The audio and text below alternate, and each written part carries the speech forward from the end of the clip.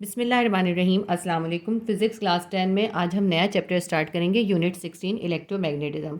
इसमें हम ऐसे मैग्नेट के बारे में पढ़ेंगे जिनके अंदर मैग्नेटिक पावर जो होती है वो इलेक्ट्रिसिटी की वजह से जनरेट हो जाती है। ये इलेक्ट्रोमैग्नेट बहुत सारे अप्लाइंसेस में यूज़ होते हैं, जैसे कि जनरेटर्स में, ट्रांसफार्मर्स में, कंडीशनिंग सिस्टम में, एयर कंडीशनर्स के अंदर, और भी इसी तरह बहुत सारी जगहों पे ये यूज़ होते हैं।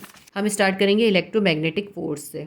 इलेक्ट्रोमैग्नेटिक फ़ोर्स क्या होती है? देखें, अगर कोई वायर है, उसमें से किसी भी वायर में से करंट अगर गुज़र रहा है तो उसके इर्द गिर्द एक जो है मैग्नेटिक फील्ड पैदा हो जाती है। ठीक है, जैसे ये वायर है, ये वायर में से करंट जा रहा है, इसकी करंट की डायरेक्शन इस साइड पर है। ठीक है, तो इसके अंदर एक मैग्नेटिक फील्ड प्रोड्यूस हो जाती है।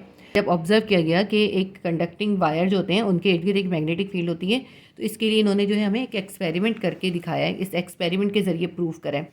देखिए, ये एक वायर है, इसमें से इलेक्ट्रिसिटी पास हो रही है। इसको इन्होंने एक कार्डबोर्ड के अंदर से पास करा है और इस कार्डबोर्ड के ऊपर छोटे छोटे कंपास रख दिए। जब हम वायर के अंदर से करंट पास करते हैं तो हम ये देखते हैं कि ये जो कंपास है, इन सब की जो सुई है, जो इनका पॉइंट है, वो डिफ्लेक्ट होगा और वो एक ख़ास अरेंजमेंट में अरेंज हो जाएगा।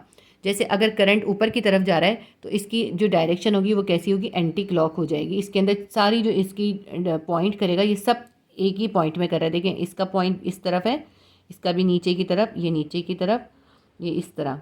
अब ये देखें, ये कैसा है? ये एंटी क्लॉक है। ऐसे कंडक्टर जिनके अंदर करंट की वजह से इलेक्ट्रिक फील्ड पैदा हो रही होती है वो कहलाते हैं इलेक्ट्रोमैग्नेट।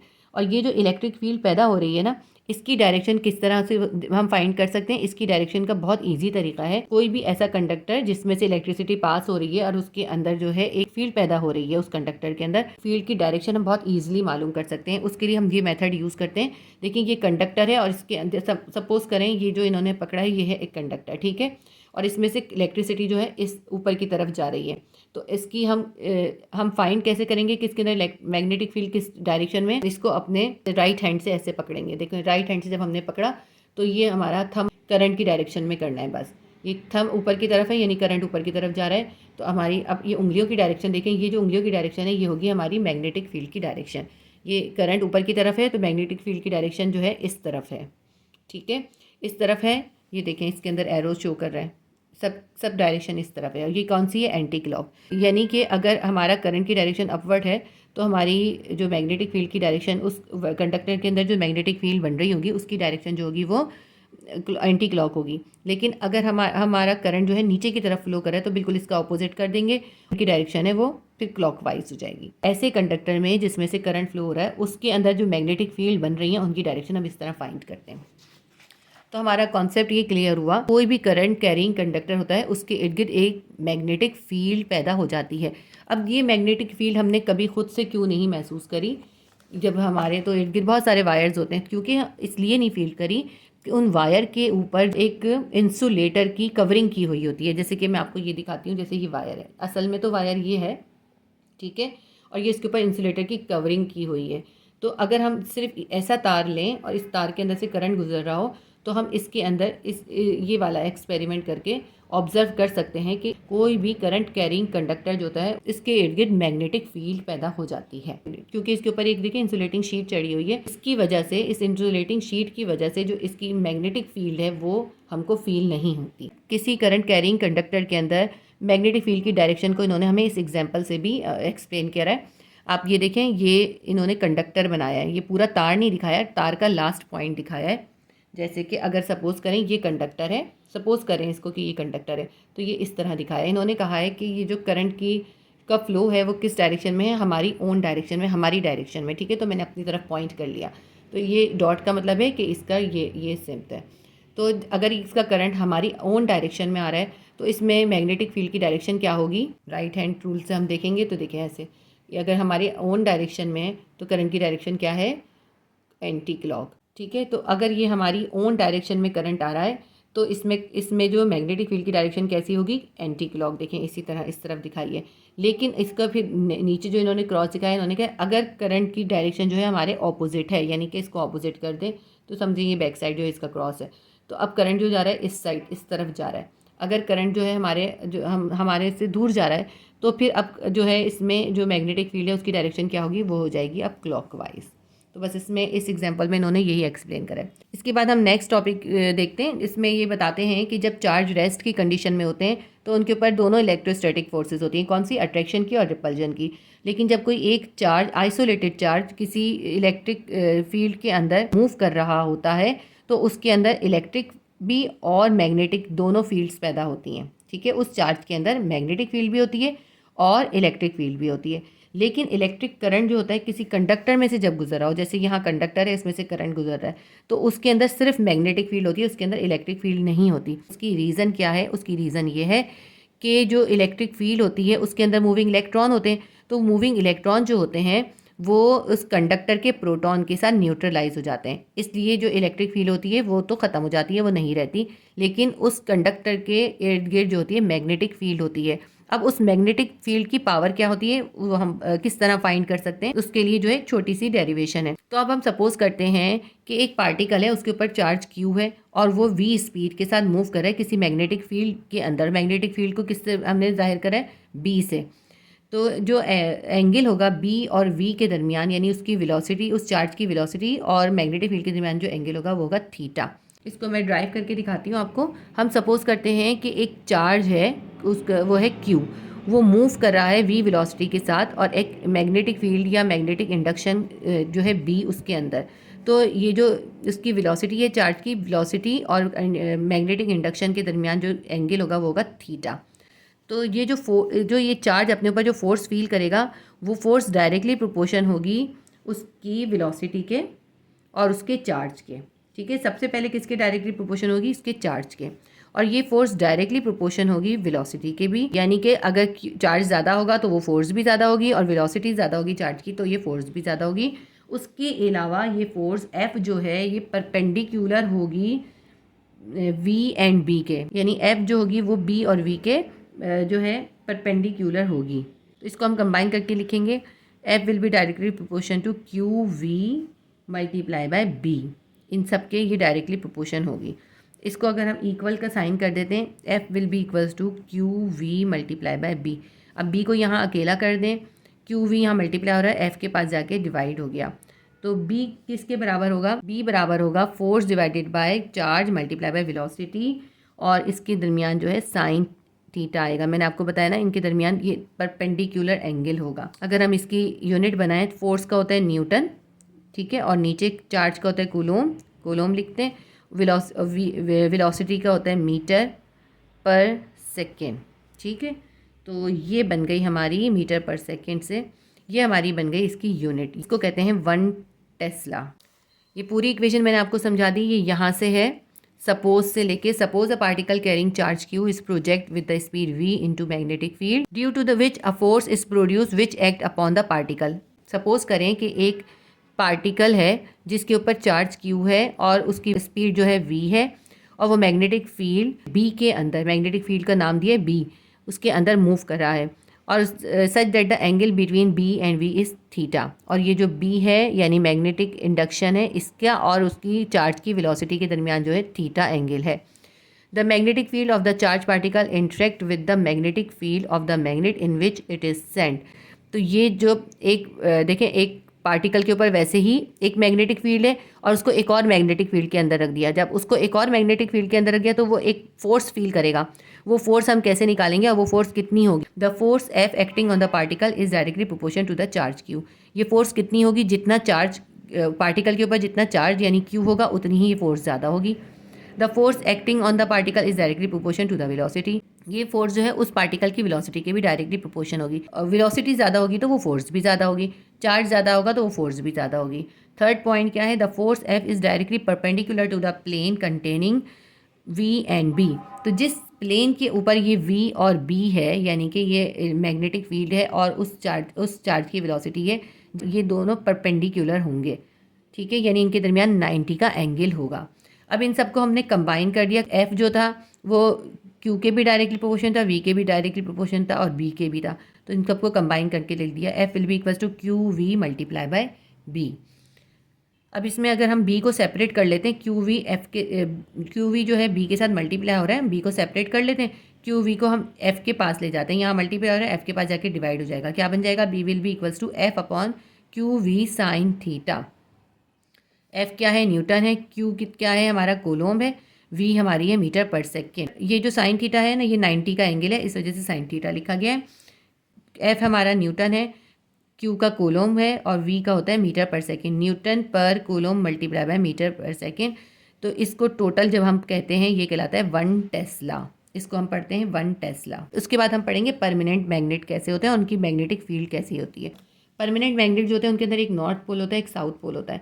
तो इनके अभी यही रूल होता है, जो चार्ज का रूल होता है कि जो लाइक होते हैं वो एक दूसरे को रिपेल करते हैं और जो ऑपोजिट होते हैं वो एक दूसरे को अट्रैक्ट करते हैं। नॉर्थ नॉर्थ को रिपेल करेगा, साउथ साउथ को रिपेल करेगा और नॉर्थ और साउथ एक दूसरे को अट्रैक्ट करेंगे। परमानेंट मैग्नेट होते हैं, उनके इर्द गिर्द जो होती है इमेजनरी सी मैग्नेटिक फील्ड की लाइंस होती हैं। और ये मैग्नेटिक फील्ड की लाइंस जो होती हैं इनकी डायरेक्शन किस तरफ होती है, इनकी डायरेक्शन जो होती है वो होती है नॉर्थ से साउथ की तरफ।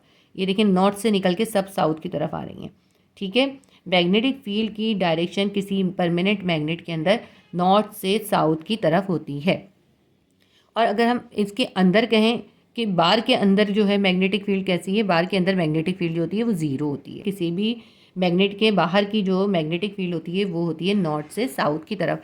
और एक इंटरेस्टिंग बात इसके अंदर एक और चीज़ देखें कि ये जो मैग्नेटिक फील्ड होती है ना, ये पोल्स पे जो कॉर्नर्स होते हैं उसके ऊपर पावरफुल होती है और सेंटर में जाके वीक हो जाती है। देखें आपको इसकी नज़र आ रही है, तो इसके अंदर देखें कि यहाँ पे कितनी डार्क हो गई ये लाइंस, की क्लोज हो गई। ये जब लाइंस क्लोज हो जाती हैं तो इसके इनकी मैग्नेटिक पावर जो है ज़्यादा है। इसका मतलब है यहाँ जो पोल्स के ऊपर जो है करीब में जो होगा सारी मैग्नेटिक पावर जो कि सबसे ज़्यादा मैग्नेटिक पावर होगी, और ये जो सेंटर होगा यहाँ पे मैग्नेटिक पावर कम होगी। ये जो मैंने सब बोला है यही सब इसके अंदर लिखा हुआ है। Magnetic field lines are imaginary lines coming outward from the north pole and going inward in the south pole. ये इमेजनरी लाइंस हैं जो नॉर्थ पोल से निकलकर साउथ पोल की तरफ जा रही होती हैं। Inside the bar magnet magnetic field will be zero. Bar magnet के अंदर जो मैग्नेटिक फील्ड होती है वो जीरो होती है। The magnetic field is stronger at the end of pole because magnetic field lines are very closer at the end of poles. ये जो पोल्स हैं इनके ऊपर जो है क्योंकि मैग्नेटिक फील्ड बहुत क्लोज होती हैं, इसलिए वहाँ पे मैग्नेटिक पावर जो होती है वो ज़्यादा होती है। ये जो मैग्नेटिक फील्ड है ये अर्थ के इर्द गिर्द भी है। यहाँ पे देखें इधर ही लिखा हुआ है, अर्थ के इर्द गिर्द भी एक जो है मैग्नेटिक फील्ड है, जिसकी वजह से क्या होता है कि वो जो अर्थ के बाहर से सोलर विंड और स्ट्रीम्स वगैरह आते हैं या फिर एनर्जेटिक चार्ज पार्टिकल आते हैं, वो उनको डिफ्लेक्ट कर देती है ज़्यादातर चार्ज पार्टिकल को। अर्थ की मैग्नेटिक फील्ड की वजह से ही अर्थ सेफ होती है। और इसकी पावर कितनी होती है 50 माइक्रो टेस्ला। उसके बाद नेक्स्ट टॉपिक है हमारे पास force on current carrying conductor in a magnetic field. तो एक करंट कैरिंग कंडक्टर को अगर हम किसी मैग्नेटिक फील्ड के अंदर ले जाएं, वो मैग्नेटिक फील्ड किसकी होगी, परमानेंट मैग्नेट की। अभी हम परमानेंट मैग्नेट पीछे पढ़ के आए, तो परमानेंट मैग्नेट के अंदर हम ऐसा कंडक्टर लेके जाएंगे जिसके अंदर करंट गुजर रहा है। जब उसके अंदर करंट गुजर रहा है तो उसके अंदर खुद अपनी एक मैग्नेटिक फील्ड पैदा हो रही है, जो कि अभी हमने शुरू में ही पढ़ा कि किसी भी कंडक्टर से जब करंट गुजर रहा होगा तो उसके अंदर अपनी मैग्नेटिक फील्ड होगी। तो वो उसकी मैग्नेटिक फील्ड है और उसको जब एक मैग्नेट के पास रख दिया जिसके इर्द गिर्द उसकी मैग्नेटिक फील्ड थी, तो वो कंडक्टर अपने ऊपर एक जो है फोर्स फील करेगा, उसके ऊपर एक फोर्स अप्लाई होगी। वो फोर्स जो होगी कंडक्टर की लेंथ के हिसाब से होगी। अगर कंडक्टर की लेंथ ज़्यादा होगी तो वो फोर्स ज़्यादा होगी। तो क्योंकि लेंथ अगर ज़्यादा होगी तो फोर्स ज़्यादा होगी ना, तो इसलिए जो आमतौर पे वायर्स होते हैं उनको ऐसे करके गोल गोल करके कॉइल की शक्ल में बारीक से इस तरह करके किया हुआ होता है, जिससे क्या होता है इनकी लेंथ बढ़ जाती है और जगह नहीं ज़्यादा जाती, कम जगह में बहुत ज़्यादा वायर आ जाता है। जब लेंथ ज़्यादा होगी तो उस पर फोर्स ज़्यादा होगी। जब एक कंडक्टर की लेंथ है L, उसके अंदर करंट I गुजर रहा है, उसको एक मैग्नेटिक फील्ड B के अंदर रख दिया और B के अंदर जो है उसका जाहिर है जब आप उसको उठा के रखेंगे तो उस फील्ड के साथ वो एक एंगल बनाएगा। वो एंगल क्या है, वो एंगल है थीटा। तो हम इसको कैसे रिप्रेजेंट करेंगे, F will be equals to I L multiply by B। I है करंट और L है लेंथ ऑफ द कंडक्टर और B है हमारा मैग्नेटिक फील्ड। तो क्या ये फोर्स किसके बराबर हो जाएगी, BI/L साइन थीटा के। B को अकेला कर दें, यहाँ पे I/L साइन थीटा को F के पास ले जाएं तो F/I/L साइन थीटा आ जाएगा। ठीक है, ये I/L साइन थीटा है, I/L साइन थीटा। यहाँ पे थोड़ी सी मिस प्रिंटिंग हुई हुई है। फिर डेफिनेशन देखिए, when a conductor carries an electric current a magnetic field is produce around it. ये हमने अभी पढ़ा बहुत अच्छी तरह से, जब कोई कंडक्टर जिसमें से करंट गुजरा होगा उसके इर्द गिर्द अपनी मैग्नेटिक फील्ड होगी। It exhibit magnetic properties and generate a force when another magnet is brought into the into its magnetic field. The direction of the force acting on the conductor will be perpendicular to the direction of the magnetic field. ये जो force होगी वो magnetic field की direction के perpendicular होगी। देखिए मैं आपको समझाती हूँ कैसे। ये एक कंडक्टर है और करंट कैरिंग कंडक्टर है, यानी कि इसके अंदर से करंट गुजर रहा है। जब इसके अंदर से करंट गुजर रहा है तो इसके इर्द गिर्द एक मैग्नेटिक फील्ड है। इसकी मैग्नेटिक फील्ड की डायरेक्शन देखें आप तो एंटी क्लॉक है, यानी कि इसके अंदर जो करंट गुजर रहा है वो किस तरफ है, वो उसकी डायरेक्शन हमारी तरफ है। ठीक है, तो अब ये इसके इर्द गिर्द जो मैग्नेटिक फील्ड है ये मैंने रेड लाइन से बनाई है ताकि आप इजीली इसको डिस्टिंग्विश कर सकें, डिफरेंशिएट कर सकें। इसको उठा के क्या करा, दो मैग्नेट के दरमियान में रख दिया। देखिए दो मैग्नेट हैं, ये एक मैग्नेट जो है इस तरह से करके समझ लें। ठीक है, हर मैग्नेट का एक नॉर्थ और साउथ होता है ना, तो ये इस तरह से है। ठीक, दो मैग्नेट के दरमियान में रख दिया इसको। या तो दो मैग्नेट के दरमियान में रखेंगे या फिर जो ऐसे यू शेप का एक मैग्नेट होता है उसके दरमियान में भी हम ऐसे रख सकते हैं। अब ये जो यू शेप का है ना, इसमें एक नॉर्थ होगा और एक साउथ होगा, तो हम यहाँ भी रख सकते हैं इसको, इसके अंदर रख के भी कर सकते हैं। चाहे इस तरह के मैग्नेट में रखें या दो मैग्नेट के दरमियान में रख दें। इस मैग्नेट की अपनी मैग्नेटिक फील्ड है। इस मैग्नेटिक फील्ड की डायरेक्शन किस तरफ है, उसकी डायरेक्शन हमेशा नॉर्थ से साउथ की तरफ होती है। ये मैंने ब्लू कलर से जो बनाई है ये हैं मैग्नेट की, जो परमानेंट मैग्नेट है जिसके दरमियान में हमने इसको रखा है, उसकी मैग्नेटिक फील्ड की डायरेक्शन से। जब हमने कंडक्टर को इसकी मैग्नेटिक फील्ड में रखा तो अब इसके ऊपर एक फोर्स अप्लाई होगी। जो फोर्स इसके अंदर अप्लाई होगी उस फोर्स की डायरेक्शन जो होगी परपेंडिकुलर होगी मैग्नेटिक फील्ड के, जो भी मैग्नेटिक फील्ड है उसके परपेंडिकुलर होगी। ठीक है, तो यहाँ तक ही आपका टॉपिक ख़त्म हो गया। इसके बाद मैं आपको फ्लेमिंग का राइट हैंड रूल एक्सप्लेन करूँगी। जब भी किसी करंट कैरिंग कंडक्टर को किसी परमानेंट मैग्नेट की फील्ड के अंदर रख देते हैं तो इसके ऊपर एक फोर्स अप्लाई होती है। वो फोर्स की डायरेक्शन हम कैसे फाइंड कर सकते हैं, हम फ्लेमिंग राइट हैंड रूल से फाइंड कर सकते हैं। फ्लेमिंग राइट हैंड रूल क्या है कि अपने थंब को और ये फोर फिंगर और ये मिडिल फिंगर, इन तीनों को जो है हम परपेंडिकुलर जो है स्ट्रेच करेंगे। देखें किस तरह से, ये है राइट हैंड रूल। तो हम राइट हैंड लेंगे, ये हमने थंब को स्ट्रेच करा और ये परपेंडिकुलर कर दी हमने अपनी फोर फिंगर। फिर उसके बाद जो है हमें अपनी जो है मिडिल फिंगर को भी जो है परपेंडिकुलर करना। ये तीनों एक दूसरे के परपेंडिकुलर होनी चाहिए। आप ये देखें तीनों एक दूसरे के परपेंडिकुलर हैं। मैं ज़्यादा स्ट्रेच नहीं कर पा रही लेकिन इससे फिर भी आपको समझ में आ रहा होगा। ये देखें ये भी परपेंडिकुलर हैं और ये भी एक दूसरे के परपेंडिकुलर हैं। ये तीनों एक दूसरे के परपेंडिकुलर होनी चाहिए। इस तरह स्ट्रेच करेंगे। देखें अब ये कंडीशन बन गई जो इन्होंने हमें डायग्राम में दी है। ये हमें बताएगा ये है करंट की डायरेक्शन। अगर करंट की डायरेक्शन इस तरफ होगी और देखें ये नॉर्थ से साउथ की तरफ है, इसमें ये है मैग्नेटिक फील्ड की डायरेक्शन। ये देखें ये रही मैग्नेटिक फील्ड की डायरेक्शन, ये करंट की डायरेक्शन होगी। ये थंब हमें बताएगा कि फोर्स किस तरफ लगेगी। फोर्स किधर लगेगी, अपवर्ड साइड पे लगेगी। देखें ये जो है मैग्नेटिक फील्ड की डायरेक्शन आ रही है और ये नीचे करंट की डायरेक्शन है और फोर्स की तरफ लग रही है अपवर्ड। अगर इसका बिल्कुल ऑपोजिट हो जाए कि यानी कि मैग्नेट ये जो करंट है, करंट की डायरेक्शन ऊपर की तरफ हो जाए, तो इसको बिल्कुल ऑपोजिट कर दें, उल्टा कर दें, तो आपको पता चलेगा कि आपकी जो फोर्स है वो नीचे की तरफ लग रही है। ठीक है, फोर्स की डायरेक्शन चेंज हो जाएगी। तो ये है Fleming right hand rule. Next topic है हमारा turning effect on a current carrying coil in a magnetic field. यानी अगर हम एक करंट कैरिंग कॉइल को यानी एक करंट कैरिंग कंडक्टर को एक मैग्नेटिक फील्ड के अंदर रखते हैं तो उसके अंदर टर्निंग इफेक्ट पैदा होता है। टर्निंग इफेक्ट का मतलब है कि जब हम एक करंट कैरिंग कंडक्टर को किसी मैग्नेटिक फील्ड में रखते हैं तो वो कंडक्टर अपने ऊपर या वो कॉइल जो है वो अपने ऊपर एक फोर्स एक्सपीरियंस करता है और वो फोर्स क्या करती है, वो उसके अंदर टर्निंग इफेक्ट प्रोड्यूस कर देती है या उस कॉइल को रोटेट कर देती है। इसको जो है हम इस डायग्राम से एक्सप्लेन करेंगे कि ये किस तरह से रोटेशन होता है और ये जो टॉर्क प्रोड्यूस होता है, ये टर्निंग इफेक्ट जो प्रोड्यूस होता है वो क्यों प्रोड्यूस होता है। इसकी मैंने डायग्राम जो है इसको थोड़ा इजी करके अपने ड्रॉ किए, उसके अंदर मैं आपको इसको एक्सप्लेन करूँगी। ये एक करंट कैरिंग कंडक्टर है या यूँ कह लें कि ये एक करंट कैरिंग कॉइल है रेक्टेंगुलर शेप का। इसको हमने मैग्नेटिक फील्ड के अंदर रखा है। एक मैग्नेट है जो कि जिसके नॉर्थ और साउथ पोल के बीच में रख दिया। अब देखें ये ऐसे भी रखा जा सकता है कि हम ये दो मैग्नेट के बीच में रख दें, एक मैग्नेट इधर हो और एक मैग्नेट इधर हो, तो एक का नॉर्थ और एक का साउथ हो, इस तरह भी रख सकते हैं। और ये इस तरह भी रखा जा सकता है। ये जो हॉर्स शू मैग्नेट होता है इस तरह की शेप का होता है ये मैग्नेट, तो इसके बीच में भी रख सकते हैं। तो इसमें भी हम एक्सप्लेन कर सकते हैं इसको और इसमें भी एक्सप्लेन कर सकते हैं। मैं आपको इसी डायग्राम से एक्सप्लेन करूँगी जैसे आपकी बुक में बनी हुई है। ठीक है, तो अब ये हमने एक करंट कैरिंग कंडक्टर को इस मैग्नेटिक फील्ड के अंदर रख दिया। अब इस मैग्नेटिक फील्ड के अंदर जो है इस मैग्नेटिक फील्ड की भी एक डायरेक्शन होगी। वो डायरेक्शन क्या होगी? वो होगी नॉर्थ से साउथ की तरफ। तो हम यहाँ पे जो होते हैं एरो कर देते हैं कि ये जो है मैग्नेटिक फील्ड की डायरेक्शन है। ये मैंने रेड लाइन से ड्रॉ करी है मैग्नेटिक फील्ड। तो मैग्नेटिक फील्ड की डायरेक्शन हमने शो कर दी, वो कहाँ है? नॉर्थ से साउथ की तरफ है। ठीक है, मैंने 1-2 एरो बना दिए हैं बस। वैसे आप चाहें तो सब में भी बना सकते हैं। ये नॉर्थ से साउथ की तरफ जा रही है magnetic field. Current carrying conductor है, इसको हमने इसकी एक साइड को हमने पॉजिटिव टर्मिनल से और एक को नेगेटिव टर्मिनल से कनेक्ट कर दिया है। जैसे ही हम इसका स्विच ऑन करेंगे, इसके अंदर करंट फ्लो होना शुरू हो जाएगा। करंट हमारा कहाँ से फ्लो होगा? हाई पोटेंशियल से लो पोटेंशियल की तरफ। यानी करंट कहाँ से फ्लो होगा? हमारा पॉजिटिव से स्टार्ट होगा करंट हमारा। और इसकी डायरेक्शन कैसी होगी? ये करंट इधर से आएगा, इसकी डायरेक्शन यहाँ से अप होगी, फिर ये करंट की डायरेक्शन इस वायर में इस साइड पर होगी, और फिर करंट जो है नीचे की तरफ आएगा और इस तरह फ्लो होता हुआ करंट जो है नेगेटिव टर्मिनल की तरफ आएगा। यानी पॉजिटिव से करंट जो है कैसे फ्लो करेगा?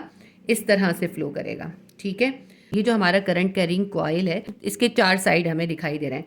एक साइड है ये वाला, और एक साइड है ये, और एक साइड है ये, और एक साइड है ये। ठीक है, तो हम ऐसा करते हैं, इसको हम नाम दे देते हैं। जैसे मैंने इस साइड को दे दिया ABC और D, इस तरह करके इसको नाम दे दिया। इससे हमें समझना बहुत आसान हो जाएगा। ये जो करंट कैरिंग कंडक्टर है, ये जब इस मैग्नेटिक फील्ड के अंदर परपेंडिकुलर रखा जाता है तो इसके ऊपर ये जो फोर्स होती है, इसका मैग्नीट्यूड जो होता है मैक्सिमम होता है, यानी ज़्यादा होता है।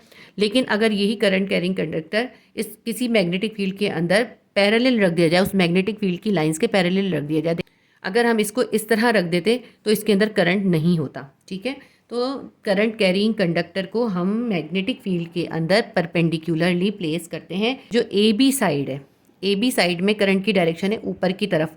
ठीक है, और इसकी जो है अगर हम देखें मैग्नेटिक फील्ड की जो है डायरेक्शन है किस साइड पर है? यहाँ से यहाँ तक इस तरफ है। तो ये AB साइड जो है, ये AB साइड इस मैग्नेटिक फील्ड की डायरेक्शन के परपेंडिकुलर है। लेकिन ये जो BC साइड है और AD साइड है, ये दोनों इस मैग्नेटिक फील्ड की डायरेक्शन के पैरेलल हैं। BC साइड भी मैग्नेटिक फील्ड के पैरेलल है और AD साइड भी मैग्नेटिक फील्ड के पैरेलल है। क्योंकि ये दोनों साइड पैरेलल हैं, इसलिए BC और AD पे कोई भी फोर्स जो होगी वो एक्सपीरियंस नहीं होगी।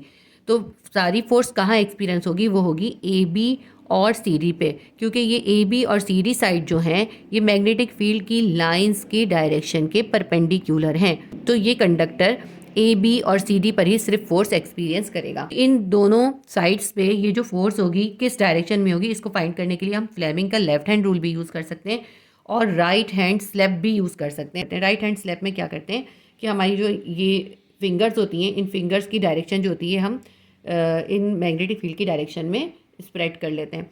और जो करंट होता है, करंट की डायरेक्शन में हम क्या करते हैं? अपने थंब को स्प्रेड करते हैं। ठीक है, थंब से हम करंट की डायरेक्शन शो करते हैं और इन अपनी फिंगर्स के ज़रिए मैग्नेटिक फील्ड की डायरेक्शन शो करते हैं।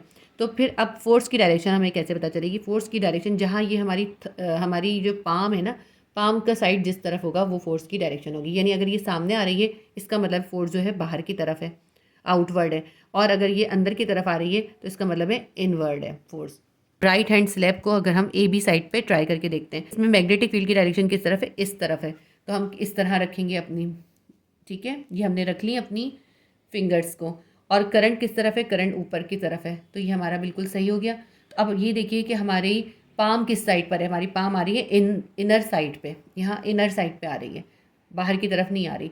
तो इनर साइड पे पाम आ रही है, इसका मतलब है कंडक्टर के इस साइड पे जो फोर्स लग रही होगी वो फोर्स इनवर्ड होगी, अंदर की तरफ होगी, यानी वो उसको अंदर की तरफ फोर्स लगाएगी।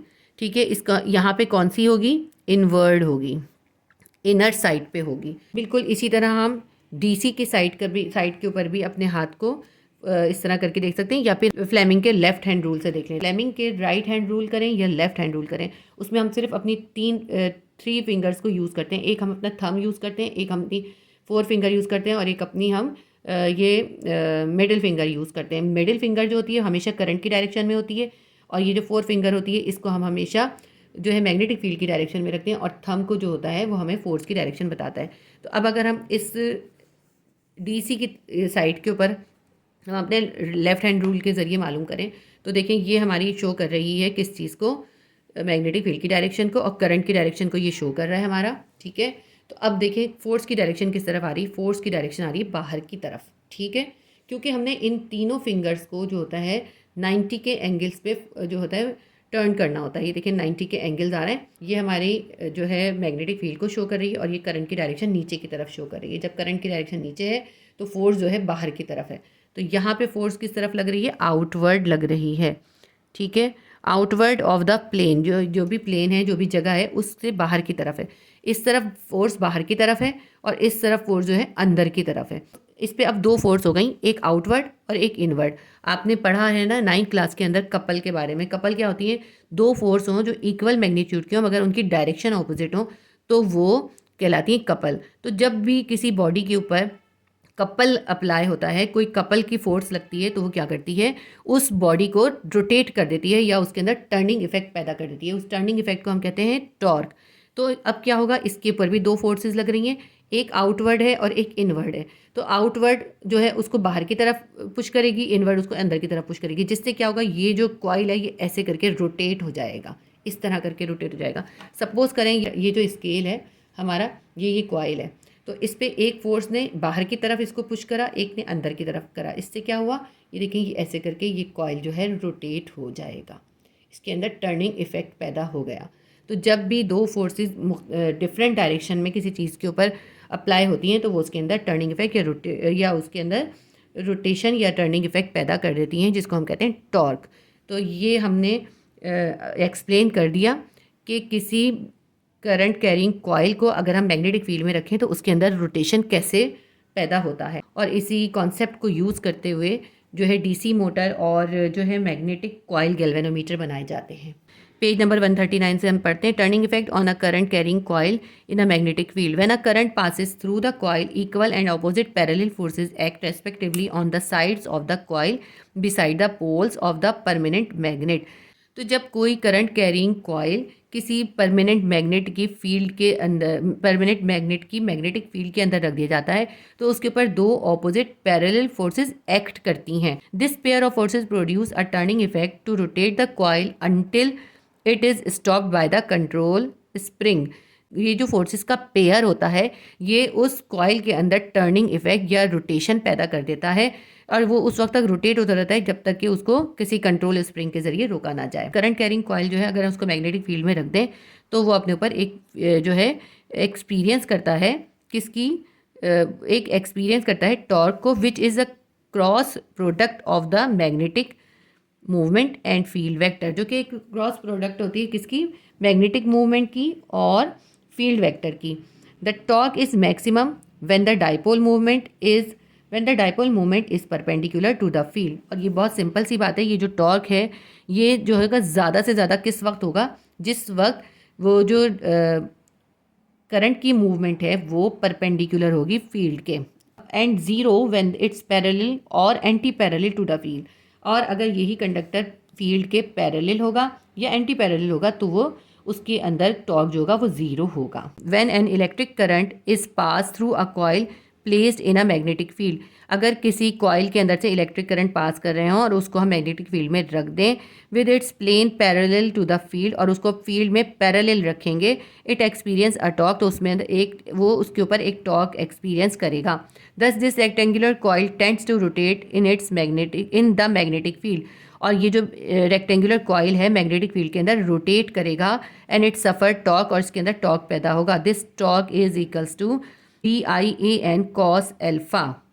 ये जो टॉर्क है BIAN cos अल्फ़ा के बराबर होगा। इसके बाद हमारा नेक्स्ट टॉपिक है डीसी मोटर। डीसी मोटर एक इंपॉर्टेंट टॉपिक है, इसी टर्निंग इफेक्ट को यूज़ करके डीसी मोटर बनाया जाता है। DC motor is an electrochemical device that convert electrical energy into mechanical energy. Electrochemical device क्या होता है, ऐसा डिवाइस होता है जो कि इलेक्ट्रिकल एनर्जी को मैकेनिकल एनर्जी में कन्वर्ट कर देता है। तो इसमें हम इलेक्ट्रिसिटी की एनर्जी से कॉइल को जो है इलेक्ट्रोमैग्नेट बनाएंगे, यानी उसके अंदर मैग्नेटिक फील्ड पैदा करेंगे। फिर जब हम इसको एक परमानेंट मैग्नेट की फील्ड में रख देंगे तो इसके अंदर रोटेशन या टॉर्क पैदा हुआ। DC motor is a similar to DC generator in construction but the output device act as input and input is output. ये बिल्कुल डीसी मोटर जो है वो डीसी जनरेटर की तरह काम करता है, लेकिन इस डीसी जनरेटर की तरह बनाया जाता है, लेकिन बस इसमें एक डिफरेंस ये होता है कि आउटपुट डिवाइस जो होती है वो इनपुट की तरह काम करती है और इनपुट जो है वो आउटपुट की तरह काम करती है। यही डायग्राम मैंने इस तरह की बनाई थी, इससे ही सारा एक्सप्लेन किया था अभी अपनी जो है इससे पहले वाला जो टॉपिक था उसके अंदर। बिल्कुल उसी से आप इसको समझ सकते हैं कि बस इसमें इन्होंने इधर साउथ पोल रखा है, इधर नॉर्थ पोल रखा है। तो इसमें मैग्नेटिक फील्ड की डायरेक्शन किस तरफ होगी, नॉर्थ से हमेशा साउथ की तरफ होती है। तो इसमें मैग्नेटिक फील्ड की डायरेक्शन या बी किस तरफ है, ये देखें बी इस साइड पर है, ठीक है। और ये क्या है, ये करंट कैरिंग कॉइल है।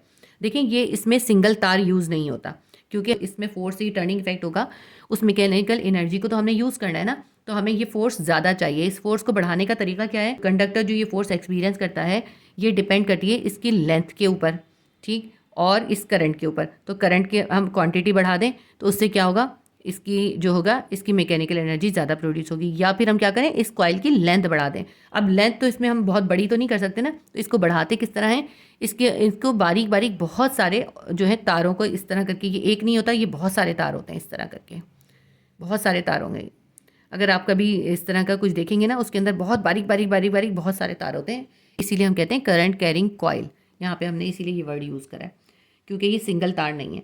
तो खैर अगर ये एक करंट कैरिंग जो है हमने कॉइल लगाया है और इसको कनेक्ट कर दिया हमने बैटरी के साथ या किसी भी आउटपुट के साथ जो कि इसको करंट सप्लाई कर सके। इसमें हमने इस साइड पर जो है पॉजिटिव टर्मिनल से जोड़ा है और इसको इस साइड से नेगेटिव टर्मिनल से जोड़ा है। जैसे ही हम इसका स्विच ऑन करेंगे, इसके अंदर जो करंट फ्लो होना शुरू होगा वो होगा हाई पोटेंशियल से लोअर पोटेंशियल की तरफ। करंट हमेशा हाई से लोअर की तरफ जाता है, तो हाई पोटेंशियल क्या है, पॉजिटिव है। पॉजिटिव से करंट फ्लो होना शुरू होगा, यहाँ से गुजर के इस वायर से गुजरेगा। फिर करंट की डायरेक्शन कहाँ होगी, यहाँ पे ऊपर की तरफ होगी, फिर यहाँ पे कैसी होगी, इस साइड पर आएगी और फिर यहाँ पर नीचे की तरफ आएगी और नीचे से गुजर के ये वापस नेगेटिव की तरफ आएगा। जैसे ही इसमें करंट पास होता है, इसके अंदर अपनी मैग्नेटिक फील्ड पैदा हो जाती है। जब इसकी अपनी मैग्नेटिक फील्ड पैदा हो जाती है तो अब इसके अंदर इसके ऊपर दो मैग्नेटिक फील्ड होती हैं।